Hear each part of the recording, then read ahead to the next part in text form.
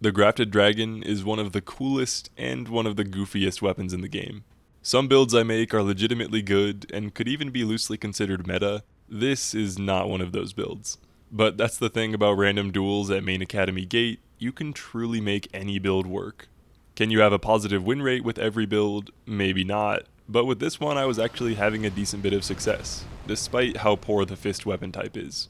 I didn't make this build for it to crush duels, but it was a ton of fun to use for the meme, and as you'll see in the montage, it certainly has its moments. I'll play the montage right now, and talk about the details of the build afterwards.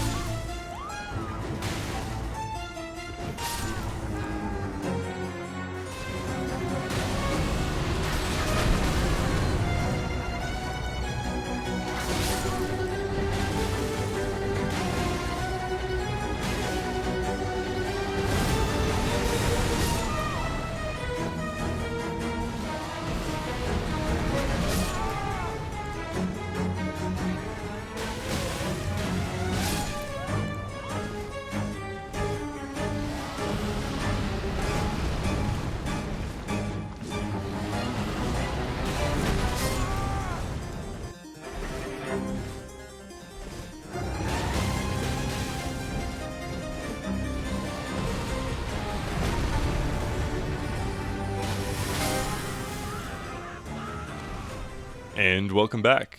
When I decided I wanted to make a meta level build around the Grafted Dragon, I knew immediately that it was going to be a power stance.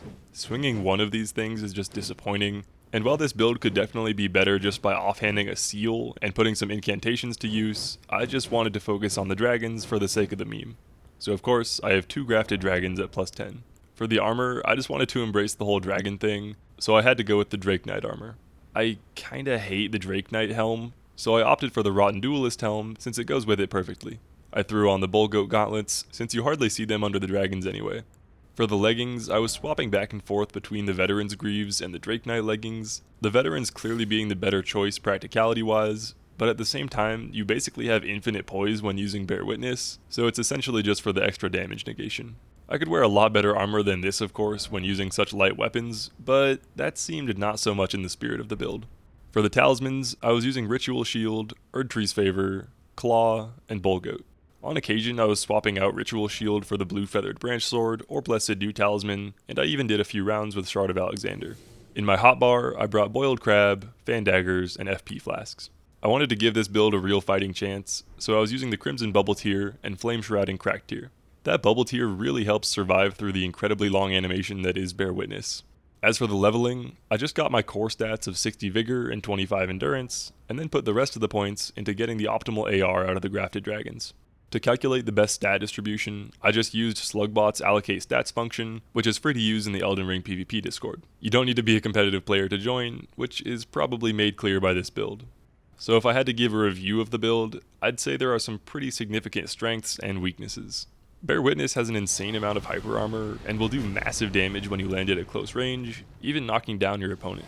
The following AoE is great area denial and covers a really big space. That makes it pretty easy to corner an opponent and simply free aim the projectiles in a way that will get you some easy chip damage. Not really worth doing in the middle of a fight, but for finishing someone off at low HP, it's not too bad.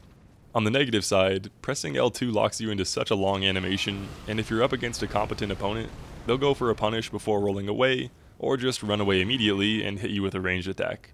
I honestly didn't find too many people that even attempted to counter it. They'd pretty much just turn tail and run as far away as possible. Then there's the people that just swing, and end up eating the full Wrath of Godric to the face. The basic Powerstanced fist moveset just isn't good. I felt like I had total T-Rex arms, running down opponents and whiffing nonstop. This meant I was making use of the jumping attack quite a bit. It helps get that much needed range, and with people tending to panic roll out of the magma, landing them wasn't too difficult. That's also why I was running the Claw Talisman, since a lot of my damage was coming from the jump attacks. In the end, I didn't really care how effective it was, and that's what's so great about Elden Ring. There's so much build variety, and despite how stale the meta can seem sometimes, if a build like this can work, almost anything can. If meme builds aren't your thing, or you're tired of seeing Bull Goat bleed monsters, I highly recommend checking out the ranked leaderboard in the Elden Ring PvP Discord, where there's a whole laundry list of overpowered things that simply aren't allowed, which makes the game feel quite a bit more balanced. I hope you all enjoyed the video. I will read your comment if you leave one, and if you want to see more videos like this, subscribing is hugely appreciated. Thanks for sticking around to the end of the video, and I'll see you next time.